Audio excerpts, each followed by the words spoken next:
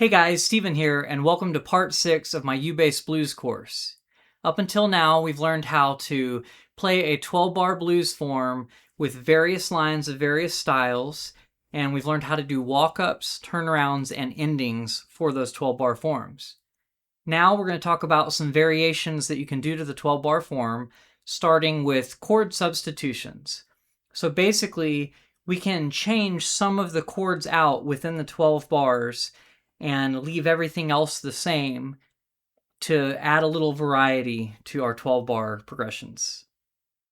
So the first of these variations is called a quick change, and it literally affects one single measure, one bar of the 12-bar blues form. So this will be the second bar. Basically what will happen is instead of staying on our one chord for 4 measures, we'll play our one chord for the first measure, then go ahead and move up to our 4 chord for the second measure.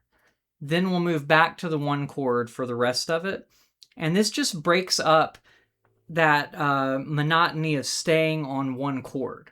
So normally we're staying on the 1 chord, and in this case we'll be in the key of G.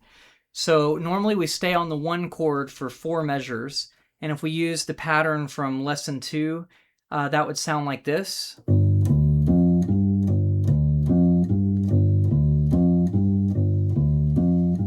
And so that's a lot of the same thing.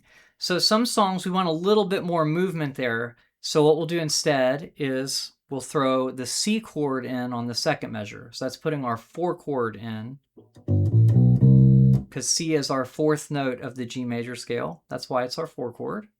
And that'll sound like this. Then back.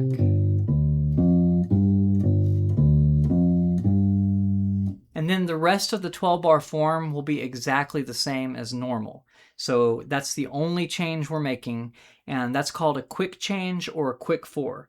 So if you go to a blues jam or you join a blues band, if they're explaining the song to you and they go, swing feel in G with a quick 4, or they might say a swing feel in G with a quick change, they're referring to this change right here. So let's play the whole 12-bar progression with the quick change thrown in. And remember, this is just measure 2 of the pattern goes to the 4 chord. In our case, it's moving from a G chord to a C chord in the second measure, then back, and the rest of the 12 bars is unaffected by this change. 1, 2, 3, 4.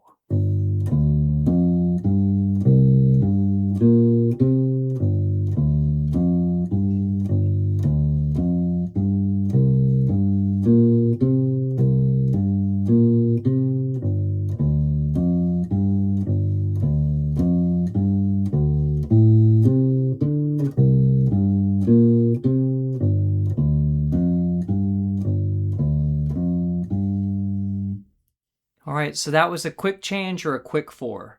Just keep those words in mind if you go to a blues jam or play with a blues band. So next up is a variation on our swing blues line. So this is, once again, we're going to change a couple of chords, but usually when we change these chords, we might add a walk-up as well. So we're not just doing our pattern and moving it to this new change. We're actually going to do a specific walk-up. So it happens in the last 4 measures of our 12-bar form. So we'll start with this blues pattern, and then we'll go all the way through doing that, and then that'll be our 1 chord for 4 measures, our 4 chord for 2 measures, back to our 1 chord for 2 measures, just like normal. Then instead of going to our 5 chord in the 9th measure, we're going to go to a 2 chord. So if we're in the key of G, the second note of our major scale is an A, and this will be an A minor chord. So we're going to do an A minor chord, and then we're going to go to our 5 chord in the next measure. So instead of going 5 to 4, we're going 2 to 5. So this idea of a progression that goes from the 2 chord to the 5 chord is kind of borrowed from jazz. So 2-5-1 is a very, very common progression in jazz, and we're basically throwing that into our blues in this ending just to make it sound this much more jazzy. So let me play it in context all the way through, and then we'll go over what I did after. 1, 2, 3, 4.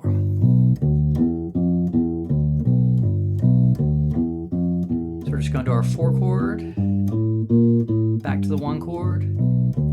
Here we go.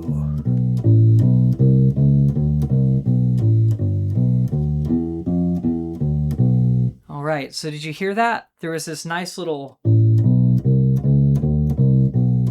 phrase, and that was happening on measures 9 and 10. So this is part of our turnaround. Basically, when we're on the 2 chord, we're going to play the root of that chord, which happens to be an A, because it's an A minor chord. And then we're going to use the rest of the measure to walk into our 5 chord, which is a D note. That's 5th fret on the A string.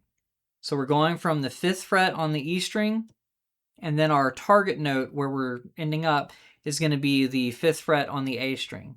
So what I'm doing here is I play that note, then I'm going 3 frets back from our target note. So 3 frets back from that 5th fret on the A string.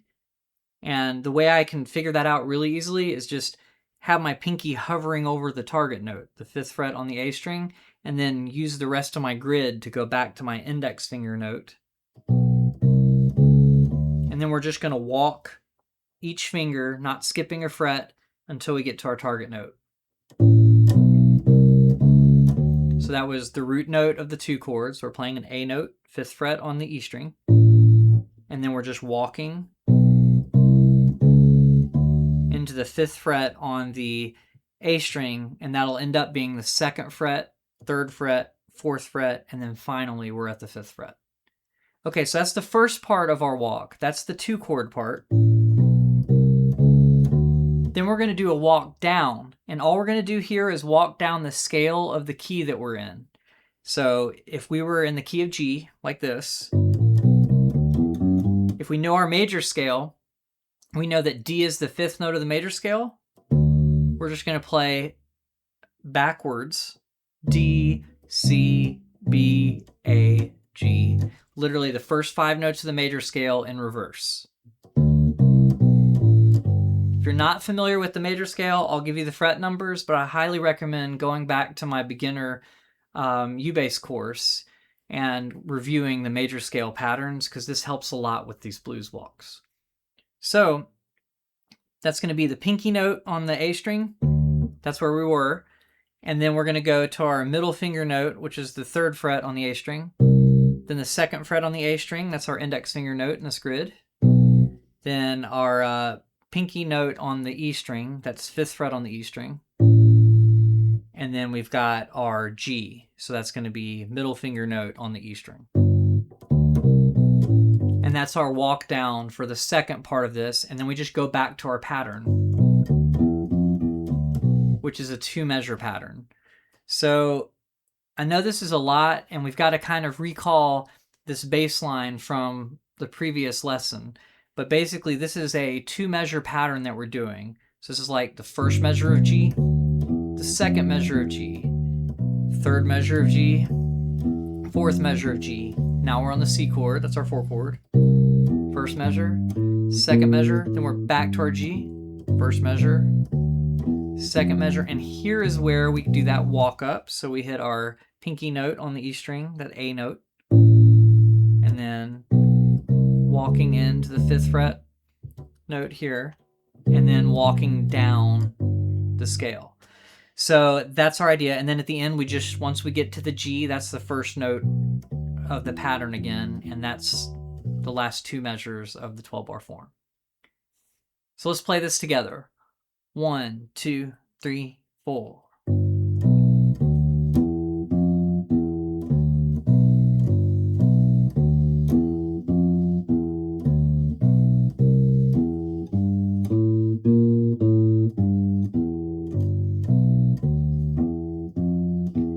Here we go, pinky.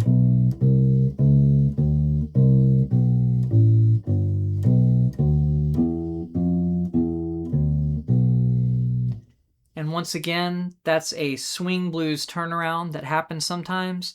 If you're at a jam and they want you to do this, they'll probably be like, hey, this is a swing feel blues with a 2-5 turnaround. And that's probably how they'll refer to this. So if you hear that, just know that that's this exception. It's replacing the 5 chord and the 4 chord. Measures 9 and measures 10. Instead of being a 5 chord going to a 4 chord, we're replacing them with a 2 chord going to a 5 chord. Okay, so hopefully that made sense. If not, just play through it a little bit more. Use that grid to kind of help you. And you'll kind of intuitively make sense of this, I hope. And if not, let me know in the comments below and ask some questions. I'll be happy to clear it up.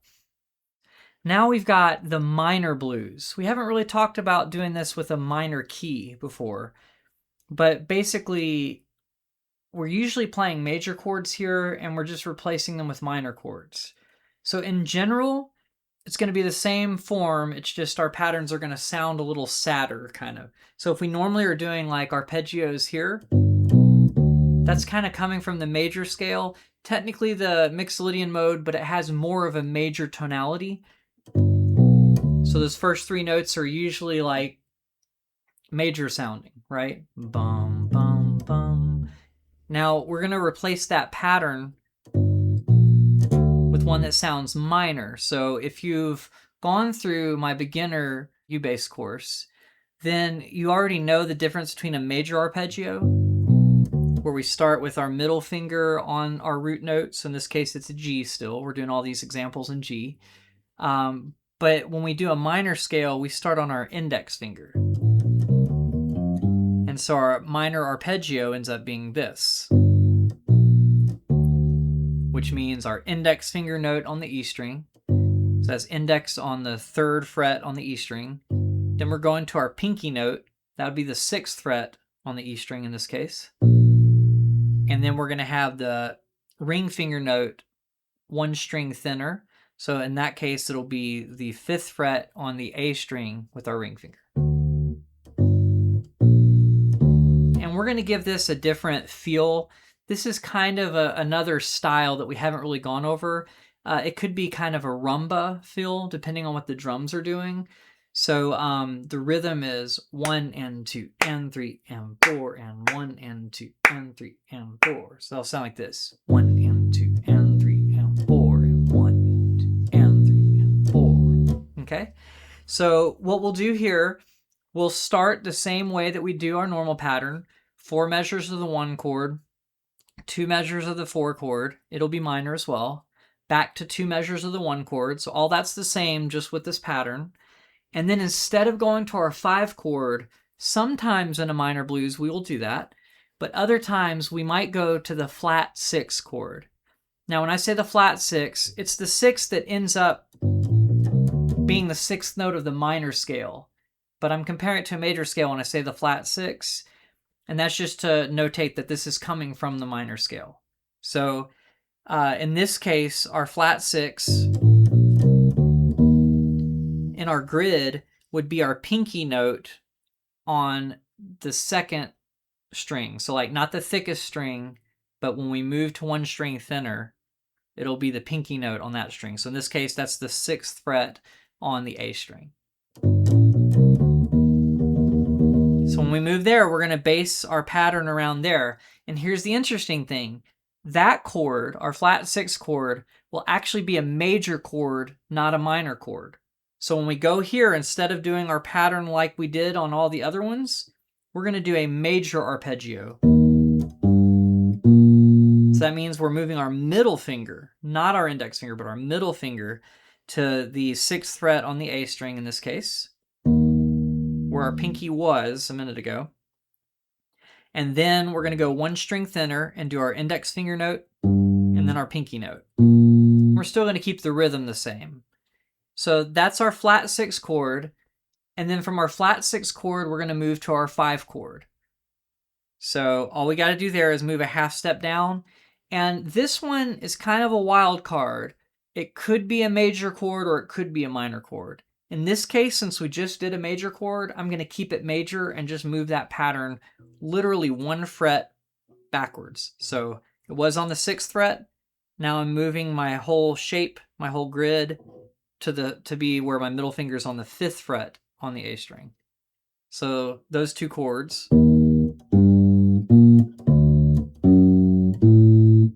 And And then that brings us back to our normal progression. So we're going back to our 1 chord.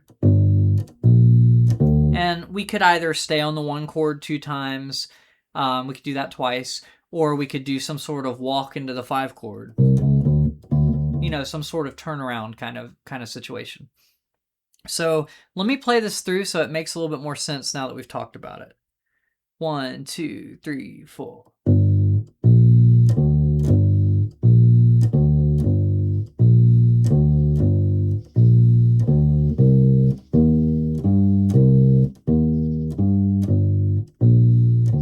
Here we go.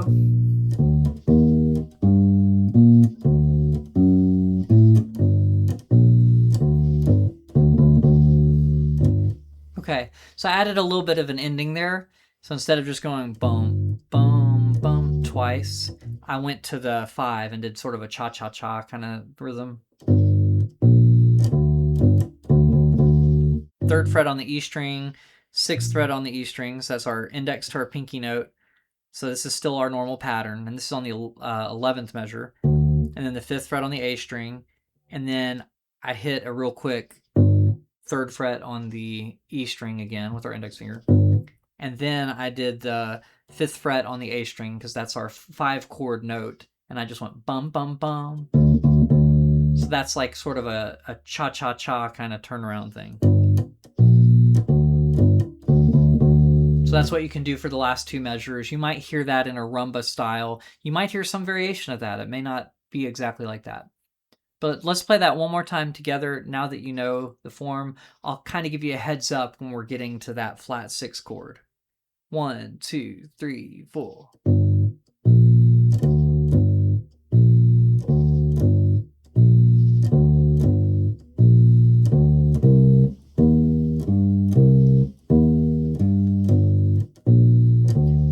Here we go.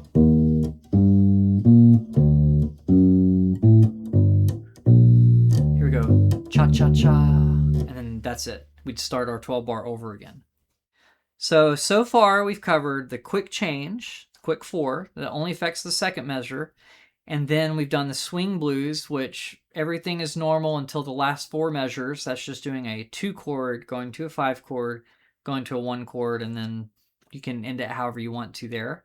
And then we've also talked about a minor blues with a flat 6 to 5 turnaround rather than a 5 chord going to a 4 chord, though some minor blueses will just do the 5 chord going to the 4 chord.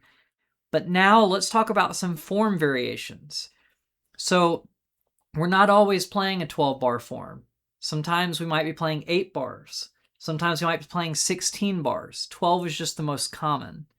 And the most rare one I can think of is sometimes there are songs that are an 11 bar blues. And if you want to hear an example of this, it's like Folsom Prison. You don't really realize it if you're not paying attention, but if you count the measures, you'll realize that there's not a 12th bar. It's just 11 bars, and then it goes on to the next cycle. The whole way through the song is like that. There's another song, and I know the Fish version. I'm trying to remember the original artist, but it's called Funky, and then I'm not going to say the next word, but it starts with a B. That song also has 11 bars, and it ends with this little as the 11th bar to let you know that you're going back around to the start. Let's talk about a 16 bar blues now. I know I mentioned that a second ago. Usually what happens with a 16 bar blues, not always, but a very common version, is maybe somebody just wants to have a longer verse than normal. So like when they're singing, instead of making it more motion, they're making it less motion, so they're kind of storytelling over the extra measures. So they add extra 4 bars to the beginning of the piece, so you end up with 8 measures of the 1 chord before you change. Now this is very common in songs that have some sort of riff that repeats, so like a kind of thing might happen. A good example of this one is Hoochie Coochie Man, but basically it's like, I've got something to say, I got more to say, right? There's still more to say, I'm not done yet, so I'm going to keep saying, right? So then we got a 5th measure, then a 6th measure, then a 7th, and then an 8th, and they'll usually build up okay, cool, we're finally going to the 4 chord. So this kind of builds tension, right? You're thinking, okay, everything's kind of the same. When's the song going to change? And then it finally does, and so it can really, really build. So the rest of the form will literally be the same. So another example of this 16 bar form is not for the entire song for it being 16 bars, but sometimes it'll be a 12 bar form, and then there'll be a verse that just has some extra lines in it, right? So a good example of this is in the song I'm Tore Down. So you can hear the Freddie King version, or you can listen to the Eric Clapton version, but they both do this. In the second verse, there's just extra things being said. That means they're staying on the 1 chord for 8 measures before moving on to the 4 chord, and then coming back to the 1 chord, going to the 5, going to the 4, and then back to the 1, and whatever their turnaround is. So it only affects the beginning of the piece in this common version of a 16 bar form. So keep an eye out for that.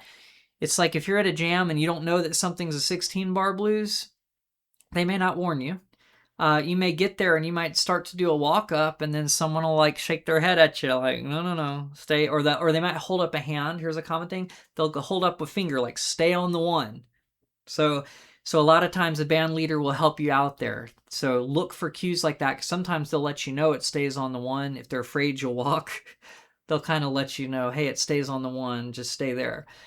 And then you'll kind of hear naturally when the band is starting to build into that 4 chord.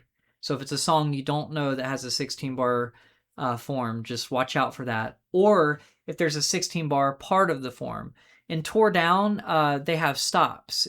It's like, I went to the river, jumped in, a baby showed up and said, I'll tell you when. And there's a walk down to the 4 chord. That's our normal form.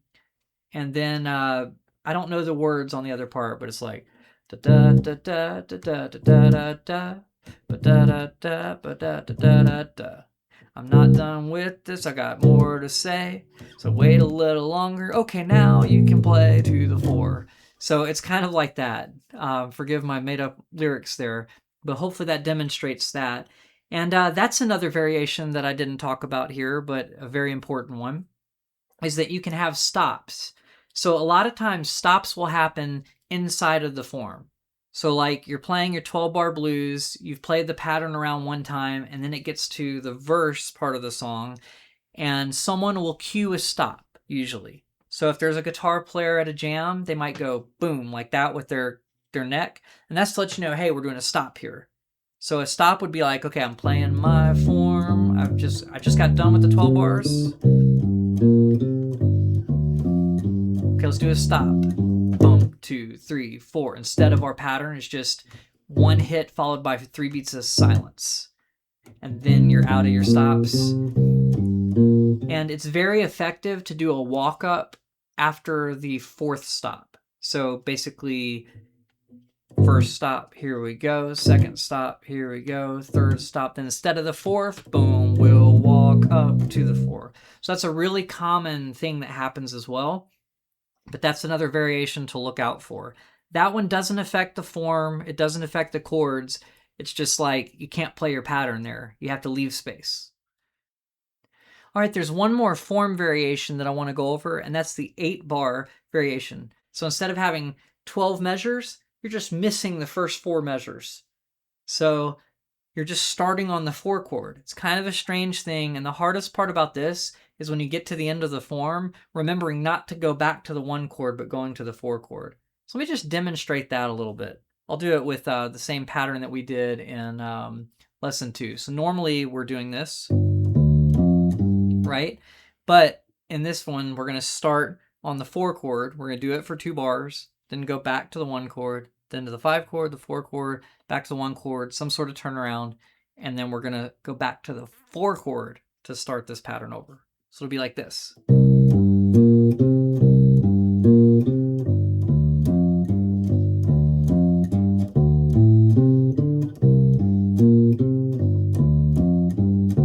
then it starts over the 4 chord. The 5 chord.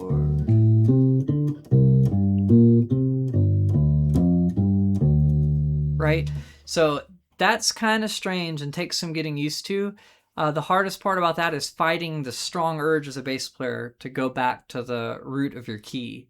Sometimes people will use it in songs as a chorus. I actually have a song that goes to the 4 and does this 8-bar form as the chorus. Basically, the verses are the full 12-bar form, and then the chorus just chops off the first 4 bars. All right, guys, I hope you've learned a lot from these variations. And there are plenty of other variations, but a lot of them, if you know this foundation of the blues, will be easier to pick up. The 7th lesson is going to be the finale of the blues course. We're going to put all this stuff together, and I'm probably going to do like 2 examples. And I'm thinking we'll do those examples in different keys, just so we're not staying in the key of G only, because that is one thing. Not every blues song is in the key of G. Thank you for watching, and I'll see you next time.